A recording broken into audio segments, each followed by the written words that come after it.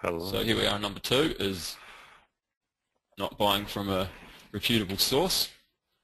And obviously there are plenty of places here locally and elsewhere in the world where you can get it from. Probably the... I'll just get add in here, Glenn. Yeah, The two, we have a couple of suppliers that we are confident with, based in Auckland, that both suppliers are quite close to each other. They've been around for 40, 50 years, and they refine the actual metal, gold and silver.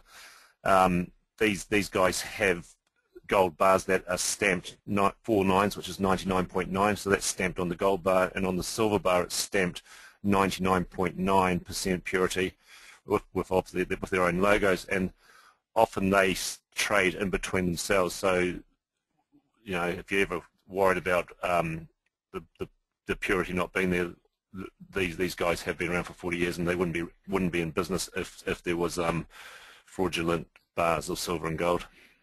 Yeah, that's right. Their reputation's paramount, and they actually do have offices in Australia, and they actually have, supplies that they move across to Australia and back again, and as you say, within each other and other people around the country. So there is kind of constant assaying, which is, testing of the purity that happens. So it wouldn't actually take very long for someone to get found out if they were trying to pull the wool over anyone's eyes, basically. And obviously that would be game over as far as their business goes. So it's simply not worth it. What can you suggest, or at least have folks look out for? What kind of red flags would you be looking for from maybe a company that wasn't reputable?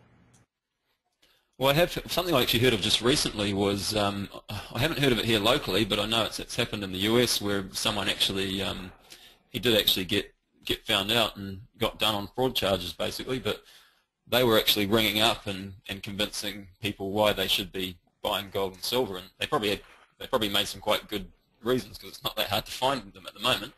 But in the end, they were selling, more paper gold, or it wasn't actually there, basically. So I guess that's a fairly obvious one, is if the phone cold callers is probably something to avoid, because one, you don't actually know it's there, and like we've just said before, you want to get the physical stuff delivered.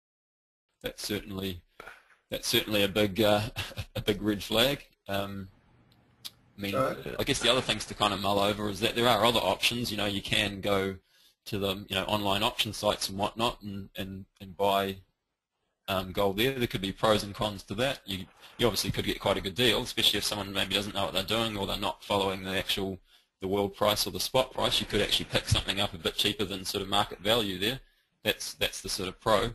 The con is that you're probably not going to find someone, if you've got, say, quite a few tens of thousands of dollars worth that you want to put into it. The odds of actually, you're probably going to have to do that through multiple buyers, so you're going to spend quite a lot of time and a lot of auctions in order to get that amount. And also, are you going to actually want to put that amount of money into a stranger's account that you don't know them from Adam, basically, and hope that the bullion actually gets delivered to you and shows up? So those are just some pros and cons to consider in terms of, buying from auction sites as well. So that's probably the key things.